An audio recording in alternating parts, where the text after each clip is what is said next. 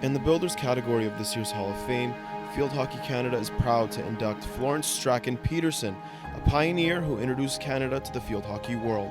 She gave so much of her time for our sport that she definitely deserves to be in Field Hockey Canada's Sports Hall of Fame. Among many accomplishments, Florence was an umpiring pioneer and the first Canadian delegate at the IFWHA, leading Canada to its first international appearance in 1956. Flossie was playing and managing and coaching. That's what it was. It was the Greater Vancouver Women's Grass Hockey Association.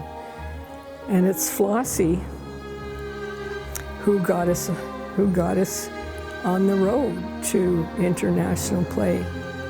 Florence grew up in Burnaby, BC near Capitol Hill and was known as an honorable person from an early age. I was in grade 1 and she was in grade 7.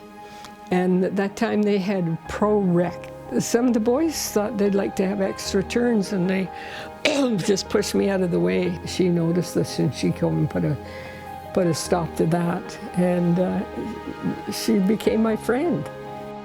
Florence was introduced to field hockey in 1943 at Burnaby North High School, where she played and umpired. Post-graduation, she won 5 divisional championships, playing in the Greater Vancouver Women's Hockey League, and was among the first A-rated umpires to train future officials. She was sweet. She was lovely. She was kind. She was clever. She was a great organizer. Florence's administrative career started in 1951 as a secretary for the Greater Vancouver Women's Grass Hockey Association, where she was keen on thinking big. In 1953, she went to the international tournament and conference that was held in England, and she got permission to be the Canadian delegate. And she just loved it. The game, she was just so taken with the level of play, which we didn't know anything about because we just had our own little game going on here. Florence brought home news that Canada was qualified to send a team for the following 1956 IFWHA tournament in Australia and formally presented the idea in a council meeting years later. In January of 1955, they voted and the decision was made that they would send a team. Then came the problem of how they were going to do that. When the challenge of raising funds came about, Florence was up for the task. Flossie was her almost co-chair of that committee raising funds. And they got the whole community involved. Everyone and everyone's brother and sister and aunt and uncle who had anything to do with field hockey or with grass hockey at that time wanted to help the team. Among her funding methods was publishing a first-of-its-kind history booklet for just 25 cents. This is Flossie's legacy, all in a nutshell.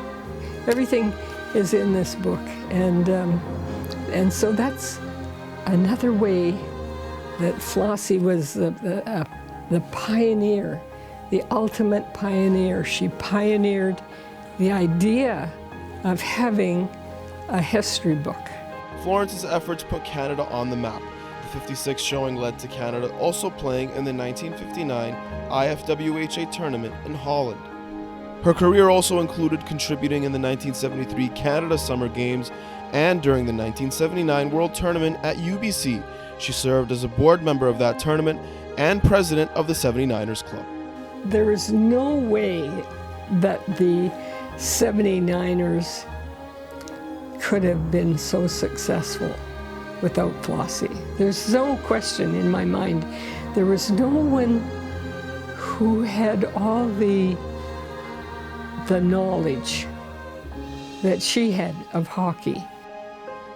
Decades later, Florence passed away in August of 2012, but her efforts had a lasting impact. In 2021, that 1956 team was inducted into the Field Hockey Canada Hall of Fame. Reflecting on her career, her colleagues are happy her individual efforts as an administrator is getting national recognition. She did so much here, never ever turned anything down. She just worked the whole time, and she was a worker, and we were workers, so she was our best friend. Very special person,